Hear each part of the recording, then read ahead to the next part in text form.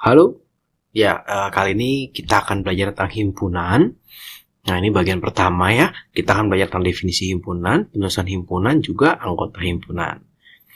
Oke, apa sih himpunan itu? Nah himpunan itu adalah sekelompok atau kumpulan ya, benda yang memiliki definisi yang jelas. Wah ini penting nih definisi yang jelas nih. Ada beberapa definisi yang tidak jelas, misalnya cantik, ganteng, luas, tinggi. Kenapa tidak jelas? Karena dia subjektif ya. Tergantung nih, mungkin aja saya melihat cewek itu cantik. Tapi bagi teman-teman ada yang bilang, wah enggak itu jelek gitu. Mungkin ada yang bilang cowok-cowok Korea itu ganteng. Tapi bagi saya enggak juga, enggak terlalu ganteng juga gitu ya. Buas, apakah buas? Wah mungkin kalau yang takut sama kucing, kucing aja dianggap hewan buas. Nah tapi kalau misalkan dia berani, singa aja dianggap bukan hewan buas gitu ya. Nah, di sini ada kata tinggi. Nah, tinggi ini menarik. Kenapa? Karena dia bisa menjadi tidak jelas, tapi bisa juga jadi jelas. Kenapa? Contoh, misalkan tingginya 170 cm. Nah, itu jelas tuh, tingginya ada angkanya. Tapi kalau misalkan cuma tinggi doang, kan gak ada angkanya tuh, kata sifat tuh. Nah, dia tidak jelas. Jadi tidak boleh menjadi definisi suatu himpunan. Nah, kesimpulannya, biasanya definisi yang tidak jelas itu, nah ini, definisi yang tidak jelas.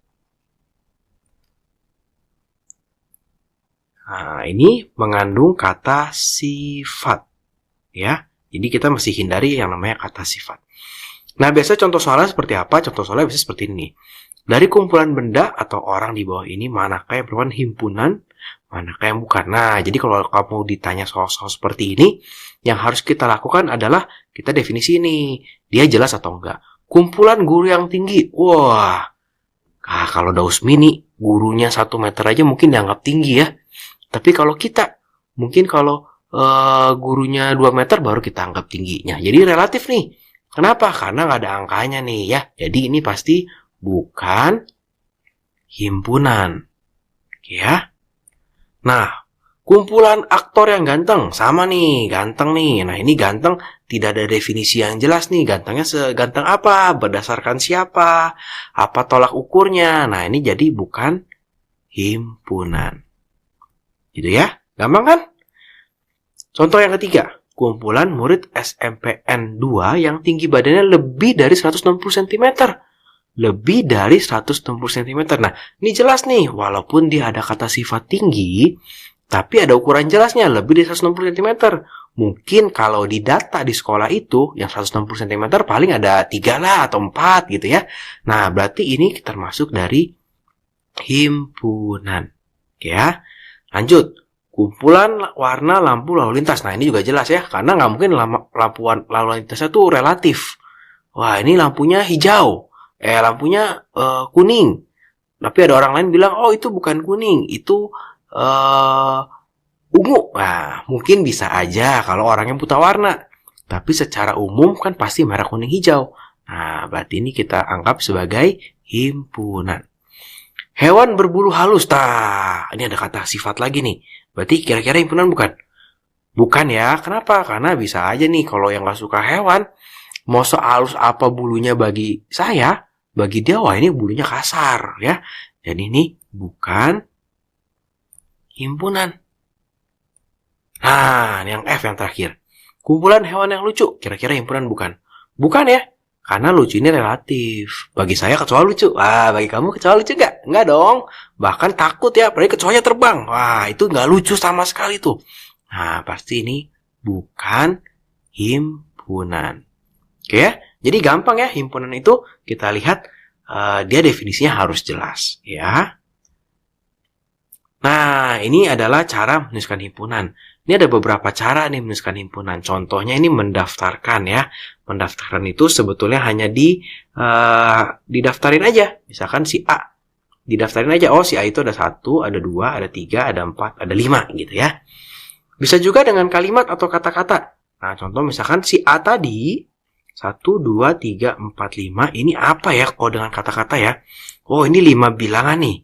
5 bilangan apa? Oh, ini 5 bilangan asli pertama. Nah, di sini kakak kasih 2 contoh penulisan yang benar. Yang pertama, A sama dengan ada tanda kurungnya nih. Ya, tanda kurung itu, nah ini, tanda kurung itu menunjukkan kalau yang di dalam kurung ini adalah suatu himpunan. Tapi boleh juga nggak pakai tanda kurung, harus dikasih kata himpunannya. Jadi misalnya kita tulis A sama dengan himpunan. Nah ini kakak nggak kasih tanda kurung nih, boleh. 5 bilangan asli pertama. Kenapa bilangan asli? Karena bilangan asli mulai dari 1. Kalau bilangan cacat mulai dari berapa? Ya, dari 0 ya. Nah, penulisan yang ketiga adalah notasi pembentuk himpunan. Contoh nih. Nah, ini A sama dengan, ada tanda kurung ya. Tanda kurung kurawal, nggak boleh kurung biasa. A sedemikian rupa, dibaca gitu ya. Nah, ini ada A lebih kecil dari 6. Oke. Terus ada A E. Nah, ini E apa nih? E ini dibacanya elemen atau anggota dari bilangan asli. Harus begini? Belum tentu.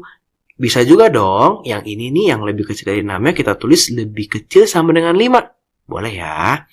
Nah, beberapa yang kakak akan ajarin itu yang harus kamu lihat begini. Cara penulisannya itu pasti nanti mau A, mau B, mau C, mau X gitu ya. Misalkan mau X gitu ya sama dengan pasti tanda kurung kurawal. X sedemikian rupa. Nah, bagian sini itu bagian pertama kita ditulis dengan apa yang kita mau. Ya. Apa yang dimau. Yang dimau adalah ini nih, 5 bilangan asli pertama nih. Nah, makanya ditulisnya A lebih kecil dari 5. Nah, di berikutnya itu kita isi dengan keterangan. Nah, ini kita isi dengan keterangan. Oke, gampang ya. Jangan lupa tanda kurung belakangnya. Oke, nanti disalahin sama guru kamu kalau nggak ada tanda kurungnya ya.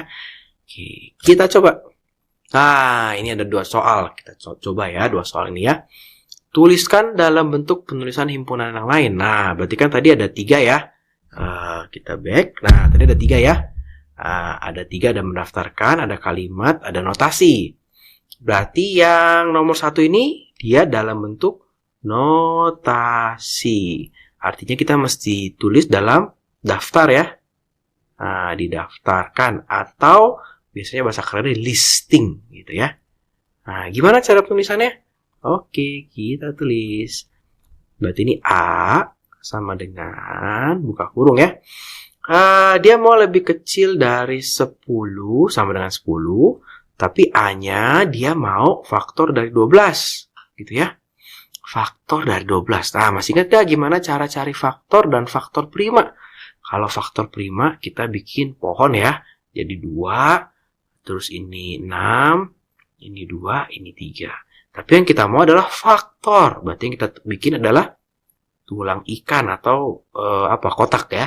Jadi kalau 1 dikali berapa supaya jadi 12? 12. Berapa kali berapa lagi hasil 12? 2 dikali 6 gitu ya. Terus berapa lagi? 3 sama 4. Habis itu udah ya, balik lagi ya. Oke. Nah, berarti tinggal kita tulisin aja nih. Nah, tinggal kita tulisin aja. Berarti dia mau faktor, berarti dari sini kita mau ambil yang lebih kecil sama dengan 10. Berarti mana aja nih? Berarti 1 ya. 1, 2, 3, 4, dan 6. 12 yang nggak ikut, karena 12 lebih dari 10. Oke ya. Itu dengan listing. Sekarang dengan apa satu lagi? Ya, dengan kata-kata ya. Kata-kata. Berarti bisa aja kamu tulis begini. A sama dengan buka kurung gitu ya. Faktor dari 12 yang kurang dari 10 gitu. Kurang dari sama dengan ya. Nah, 10 gitu. Udah, kamu tulisan ya kata-kata apa yang terpikir oleh kamu gitu ya. Atau boleh juga A nggak pakai tanda kurung tapi pakai kata himpunan. Nah, ini pentingnya kata himpunan, terus sisanya sama gitu. Boleh ya. Soal nomor 1 gampang ya. Oke, contoh lagi soal nomor 2. Tulis dalam bentuk penulisan himpunan yang lain. Oke. Ini berarti di listing ya. Nah, ini di listing. Berarti yang butuh kita cari adalah, kita kasih batas dulu. Nah, yang butuh kita cari adalah dari bentuk notasi, ya. Satu lagi bentuk kata-kata. Kata-kata. Ya. Oke, pertama kita coba dulu yang notasi. Ini himpunan apa? Himpunan D ya. Berarti jangan A, itu kan D. Ya, D sama dengan buka kurung D sedemikian rupa. Nah, kita lihat nih. D-nya mau dari berapa sampai berapa?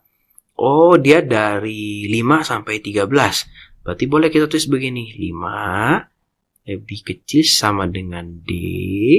Ya, berarti D lebih besar itu ya. Lebih kecil sama dengan 13. Tapi kalau begini, orang bisa aja dong ditulis 5, 6, 7, 8, 9, 10, dan sebagainya kan. Nah, kita mesti definisiin di belakangnya, kasih keterangan lebih lanjut.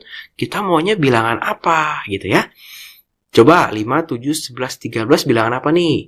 Ya, betul. Ini bilangan prima. Berarti kita tulis D elemen prima. Gitu.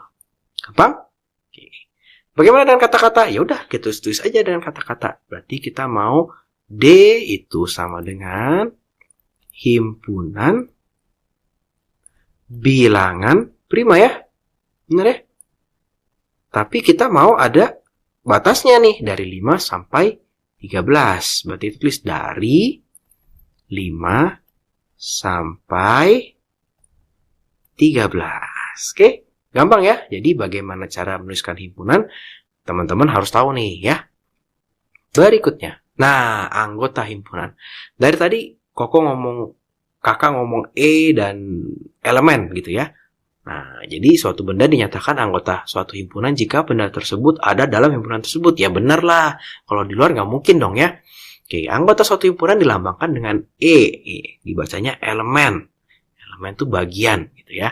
Anggota dari. Sedangkan bukan anggota himpunan dilambangkan dengan E tapi dicoret gitu ya. Contoh, misalkan kakak punya himpunan A. Himpunan A adalah 1, 2, 3, 4, 5. Nah, berarti kakak bisa bilang begini. 6 ada nggak di A? Nggak ada ya. Berarti 6 itu bukan elemen dari himpunan A. Ya. Tapi kalau kakak tulis 2, nah 2 boleh nih elemen dari A. Ya. Contoh soalnya gampang. Biasanya teman-teman disuruh menentukan apakah si ayam, contohnya nih ayam adalah anggota dari himpunan binatang mamalia. Benar nggak ayam anggota himpunan binatang mamalia? Bukan ya. Ayam itu unggas. Oke, berarti ini dijawab dengan set. Nah, E dicoret. Elemen kita coret. 1990 adalah anggota dari himpunan tahun kabisat. Nah, yo, tahun kabisat gimana yo caranya yo? Tahun kabisat itu kalau bisa dibagi 4. 1990 bisa dibagi 4 nggak ya? 1990 kita bagi 4. Nah, bagi 4 ya. 16 ya. Kurang berarti 16 berapa nih? 39. 39 berarti 6 ya. Benar ya? 6. 6 terus 36 dikurang 30. 30 sebagai 4? Nggak bisa ya. Nah, berarti bukan nih. Berarti jawabannya adalah dicoret ya. 192 himpunan dari anggota dari himpunan 1,2,4,16,32. Nah, ini apa ya? Jadi kita mesti tahu dulu nih, ini apa nih? Oh, ini bilangan kelipatan 2. Berarti habis 32 apa? 64. Habis 64 apa? 128. Habis 28 apa?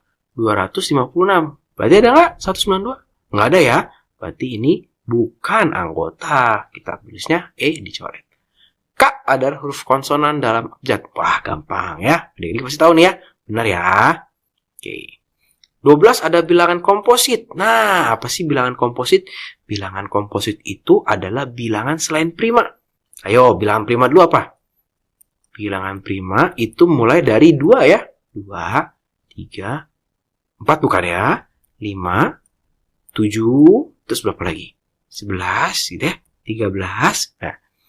Atau komposit ini dia bisa dibagi oleh selain satu dan dirinya sendiri. Coba 12 bisa bagi 2? Bisa hasilnya 6. 12 bisa kita bagi 3? Hasilnya 4. Berarti 12 adalah bilangan komposit. Maka jawabannya adalah ya, gitu ya. Oke, untuk bagian yang ini, untuk video ini hanya 3 bagian ini. Nanti di video berikutnya kita akan belajar lebih lanjut. Selamat belajar!